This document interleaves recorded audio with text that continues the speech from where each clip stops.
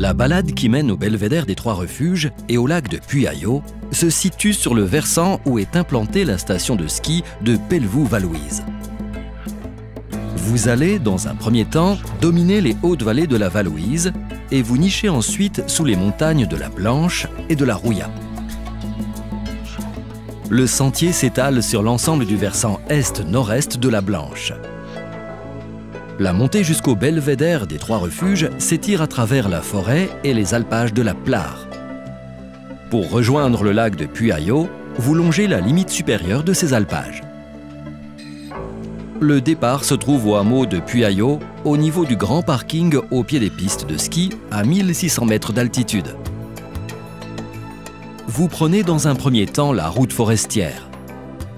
Suivez à gauche le seul croisement de cette piste et entrez dans le sous-bois. Vous traversez les pistes de ski pour rejoindre la jonction des deux télésièges sur le secteur de Préron. Développée en 1982, cette station de sport d'hiver fait partie des 2 stations du Pays des Écrins avec Puy-Saint-Vincent. À partir de là, vous vous engagez dans une forêt de mélèzes sur un sentier large et plat jusqu'au torrent appelé Riou de l'Alpe, descendant du lac de Puyayo. Vous traversez ensuite sur 500 mètres le bois de Charmourel avant d'arriver au lieu-dit la Fontaine Froide. La Fontaine Froide marque le début des alpages. À la belle saison, ce point d'eau alimente les troupeaux. C'est une eau pure descendant de la Rouya. Des bassins sont aménagés pour les animaux et les promeneurs. La Fontaine Froide est aussi un point clé de l'itinéraire. Beaucoup de randonneurs se trompent et se dévoient sur un chemin sans débouché. Donc, dès que vous quittez ce lieu, vous n'allez pas tout droit et ne vous engagez pas dans le ravin matérialisé par un sentier trompeur. Il faut vous élever vers la gauche et rester le long du lit de ce torrent. Vous allez naturellement remonter ce secteur et traverser une série de 3 ravins nommés successivement Prabelin, la Trabourinière et les Jaratéou. Ces 3 collecteurs d'eau issus de fontes de neige au nom chantant se rejoignent plus bas pour former le ravin du Sapenier.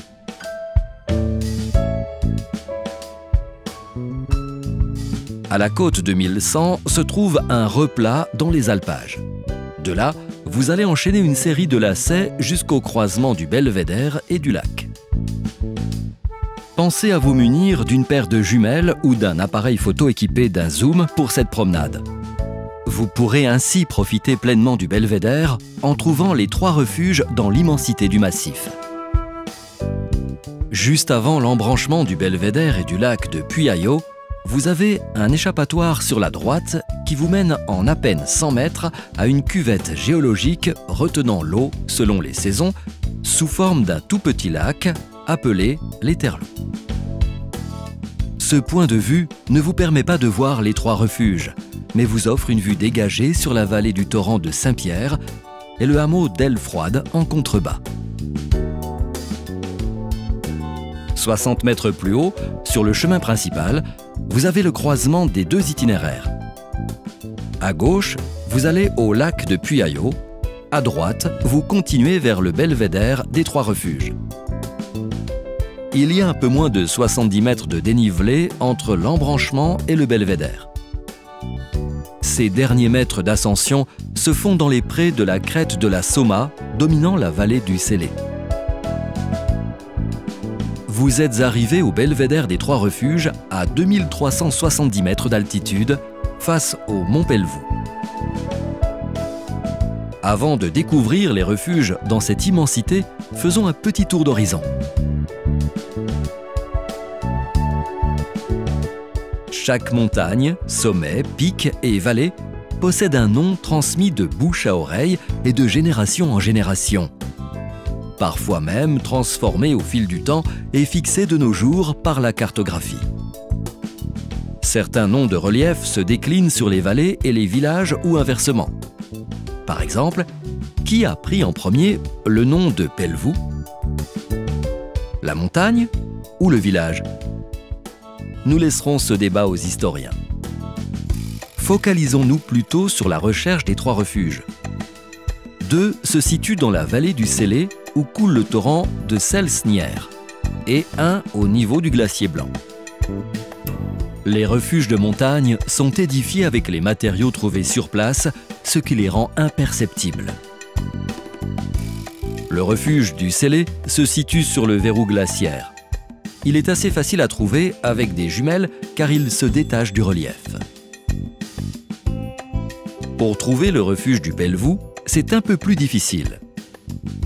À l'aplomb de l'aile froide orientale, il y a une tache sombre sur le versant sud. Dans le détail, vous pouvez voir à gauche de cette tache le sentier et au-dessus, le refuge à la limite de l'alpage et du minéral. Pour le refuge du glacier blanc, c'est aussi délicat.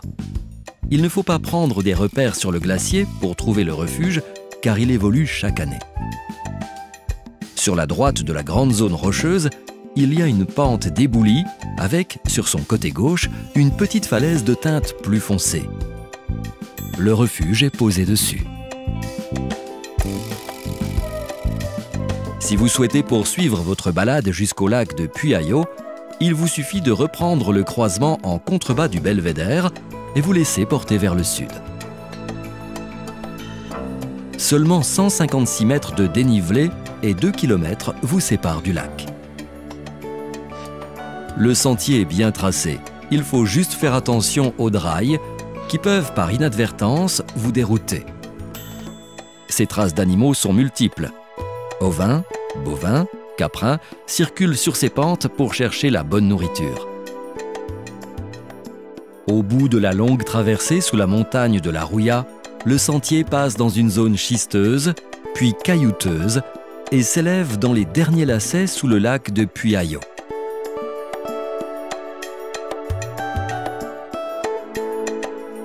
Posé sur un replat à 2534 mètres d'altitude, le lac a une surface de 2300 mètres carrés.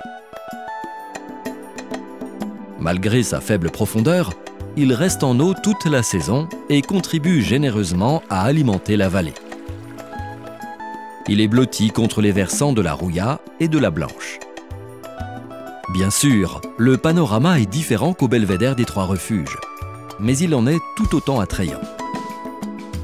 Avec vos jumelles, vous pouvez observer au sud-est un phénomène bien connu mais toujours fascinant, qui est la perspective atmosphérique. À une certaine distance, les montagnes ne se définissent que grâce à cette perspective qui donne des dégradés de lignes et de teintes aux dominantes bleutées qui inspirent les peintres depuis toujours. Du lac, vous avez la possibilité de monter au sommet de la montagne de la Blanche. Vous pouvez aussi redescendre sur Puyayo par le col de la Croix du Chastelet et la combe des Essanières sur le versant sud. Maintenant, il ne vous reste plus qu'à découvrir par vous-même cet itinéraire de moyenne montagne, tout en vous offrant une vue splendide sur les hauts sommets granitiques et majestueux du pays des écrins.